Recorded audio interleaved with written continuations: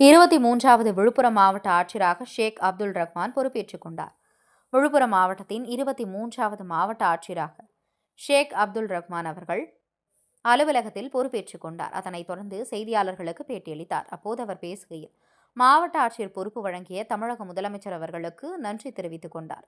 விழுப்புரம் மாவட்ட மக்கள் எந்த குறையாக இருந்தாலும் தன்னை நேரடியாக தொடர்பு கொள்ளலாம் எனவும், விவசாயம் சேர்ந்த கோரிக்கைகளுக்கு முன்னுரிமையும் முக்கியத்துவம் அளித்து பணியாற்றுவேன் என்றும், பேரிடர் பாதிப்பில் ஏற்பட்ட இழப்புகளை சரி செய்வதற்கான நடவடிக்கை மேற்கொள்ளப்படும். விழுப்புரம் மாவட்டத்தில் உள்ள எந்த துறையாக இருந்தாலும் அனைத்து துறையையும் ஒவ்வொரு அணியாக ஒன்று திரட்டி பணிகளை விரைந்து நிறைவேற்ற நடவடிக்கை மேற்கொள்ளப்படும். 2017ஆம் ஆண்டு ஆட்சிப் பணிகள் தொடங்கி திண்டுக்கல் மாவட்டத்தில் முதலில் பயிற்சி பெற்றதாகும். குளித்தலை, சேலம், சென்னை போன்ற நகரங்களில் பணியாற்றியதாகும். சென்னை நகராட்சி இணை ஆணையராக பணியாற்றிய பின்பு தற்போது விழுப்புரம் மாவட்ட ஆட்சியராக பொறுப்பேற்றுள்ளதாக தெரிவித்தார்.